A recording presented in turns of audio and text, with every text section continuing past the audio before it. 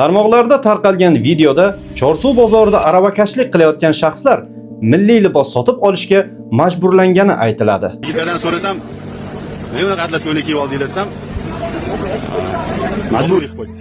Atlas ko'ylak to'pisi ham bor ekan, komplekt 100 mingdan sotib olgan ekan. Agar aravakashlar ana bozor ma'muriyati majburiy o'rnatgan mana shu atlas ko'ylak bilan to'pini kiymasa, aravakashlarga jarima solinayotgan ekan.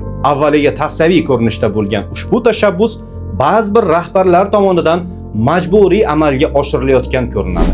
O'zi umuman davlat tomonidan bu kabi targ'ibotlarning qilinishi odamlarning faqat va faqat bezishiga olib keladi.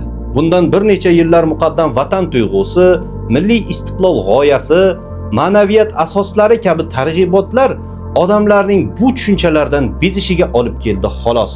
Shuning uchun odamlarga qanday qilib vatanni sevishni o'rgatish kerak emas. Ularga shunday sharoit yaratib berish kerakki, odamlar shu vatanni sevsin va shu vatan uchun kerak bo'lsa jonini ham berishga tayyor bo'lsin. Ha, biznikilar salla desa kallan olib keladi.